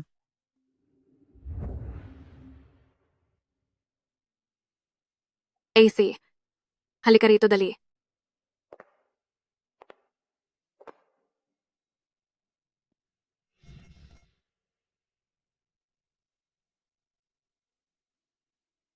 Wanwan, paano kung balang araw, pagtaksilan kita, ano ang gagawin mo?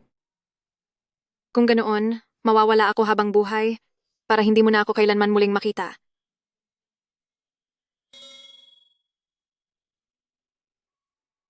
Hindi na siya babalik.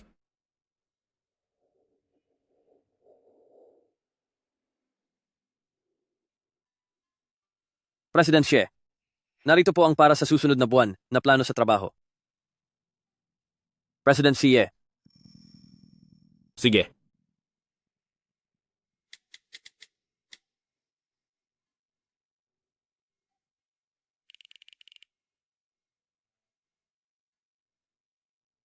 President Xi, sabi ni Mama Wang kamakailan lang ay ang batang amo ay laging nagwawala dahil gustong makita si Miss Kiao. Hayaan niyo lang siya. Gusto ko si Mami. Gusto ko ang nanay ko.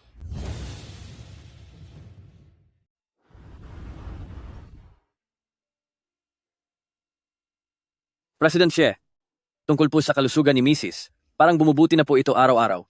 Baka sakaling bumalik na siya sa mga susunod na araw.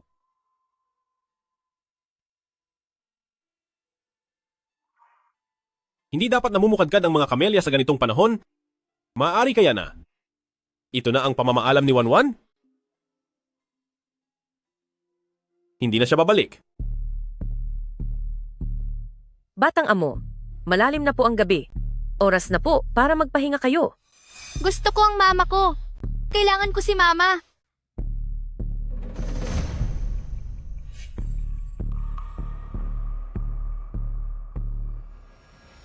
Pasensya na po, Papa.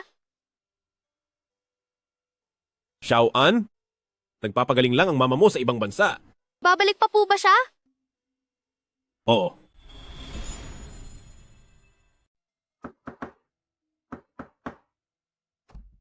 President Xi, dumating si Guzuo sa Jing City kagabi po.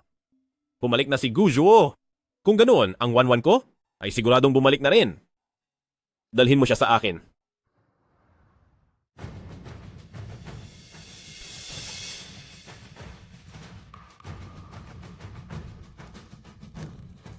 Sabihin mo sa akin, nasaan si Wanwan ngayon? Pumunta na siya sa dapat niyang puntahan, kasama ang mga paborito niyang bulaklak, at hindi na siya kailanman babalik pa. Anong sinabi mo? Ako mismo ang nagpaalam sa kanya sa huling pagkakataon. Kasalanan din niya kung bakit siya nagkaganito.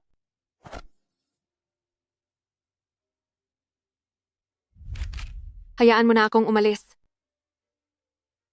Ayoko na sa lugar na ito. At hindi ko nahahayaang mawala ulit ang lahat sa akin. President Xie, ito po ang para sa susunod na buwan na plano sa trabaho.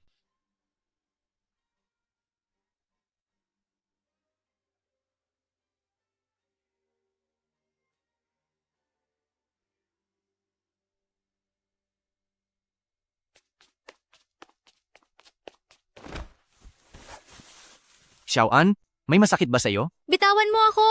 Sino ka ba? Ang Xiao-an ngayon ay hindi na 1 taong gulang na bata. Kung bibilangin ng mabuti, dapat ay 3 taong gulang na siya. Xiao-wan. Natatandaan mo pa ba ang mama mo? Siyempre, tanda ko po si Mama. Sabi ni Papa, nagpunta si Mama sa ibang bansa para magpagaling. At kapag maayos na siya, babalik siya para makita ako. Sino po kayo? Ako ang munting Panginoon na si Pamilya Xie. Bakit hindi pa kita nakikita kailanman? Ang batang ito ay mukhang palihim na tumakas pababa. Bakit kanina ka pa nakatingin sa akin at hindi nagsasalita? Sabi mo ikaw, ang munting Panginoon na si Pamilya Xie. Ano ang ebidensya mo? Sabi ko nga, ako to, hindi na kailangan patunayan. Sabi mo ikaw si Pamilya Xie? Ganito na lang, sasama kita kay Xiesi. Tingnan natin kung makikilala ka niya. Ayos ba? Tara? Huwag kang magsalita. Inuutusan kitang ilabas ako rito. Kapag ginawa mo yan, papatawarin kita.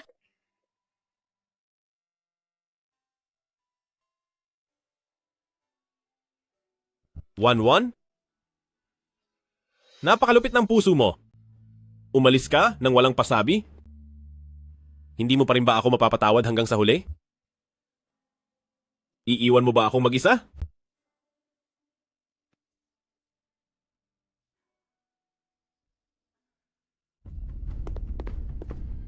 President Xie, President Xie, nawawala ang munting Panginoon.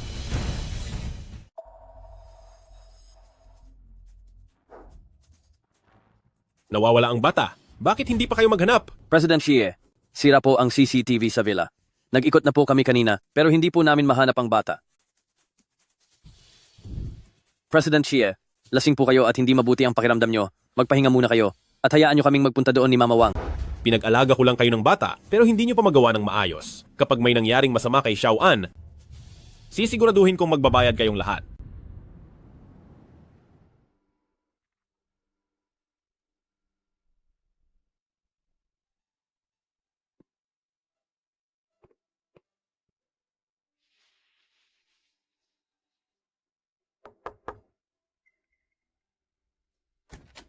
Yang Master Gu, nandito ba sa iyo ang bata?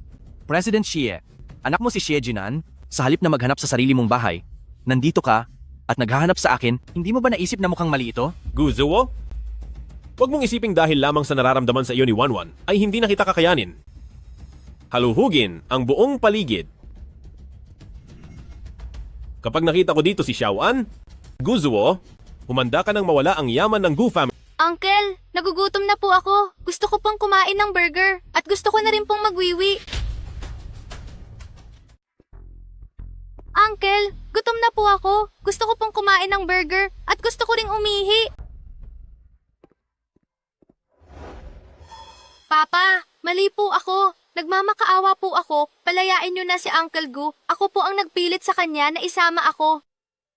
Ilang oras pa lang ang nakakalipas at ang tawag na ni Xie Jinan kay Guzuo ay napakalapit na agad. Papa, masyadong mahigpit ang yakap niyo. Hindi na po ako makahinga. Anan, huwag kang tatakbo kung saan-saan. Bawal ang tumakas ng palihim, naiintindihan mo? Opo, Papa. Papa, parang awa niyo na po. Pakawalan niyo na si Uncle Gu. Kasalanan ko po. Wala siyang kasalanan. Nagmamakaawa ako sa iyo. Guzuo, o Guzuo, ano ba talagang kamandag meron ka? At pati ang asawa at anak ko ay nasa panig mo lahat. Pakawalan siya.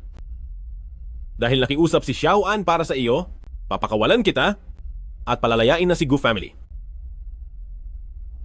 Alis! Bye-bye, Uncle.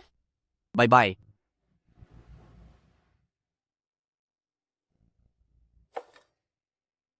Halika rito.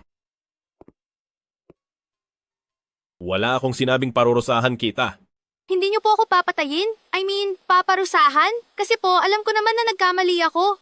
Wanwan, sana nandito ka. Xiaoan, gusto mo bang maging pinuno ng pamilyang pamilya Xie?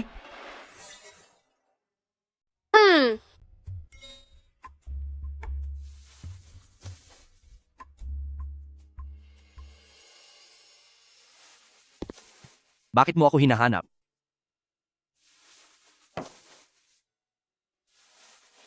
Ito ang lahat ng ari-arian sa ilalim ng pangalan ko. At ito ang kasunduan para ilipat ang mga ito kay Xie Jinan. Kapag nasa tamang edad na si Xiaoan, ang posisyon bilang pinuno ng pamilya Xie ay natural na mapupunta sa kanya. Anong ibig mong sabihin? Sinuri ng doktor ang resulta ng aking check-up. 6 na buwan na lang ang natitira sa akin. Sa loob ng natitirang 6 na buwan, gusto ko na lang samahan si Wanwan. Sa totoo lang, ang ilang bahagi ng aking mga ari-arian ay nailipat ko na rin kay Xiaoan. Bakit? Ang anak ni Kiao Kiao ay parang sarili ko na ring anak. Puntahan mo na siya ng mapayapa at ako na ang bahalang magbantay kay Xiaoan. Salamat.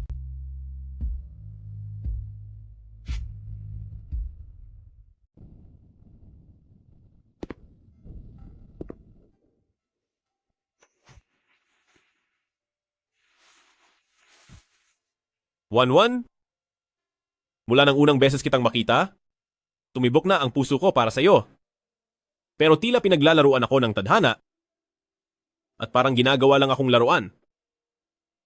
Hindi lang ako nagkasala kay pamilya Kiao dahil naging isang sumpa pa ang ating relasyon. Napakahusay ni Xiaoan at nakita ni Guzuo ang kanyang paglaki. Huwag kang mag-alala. AC.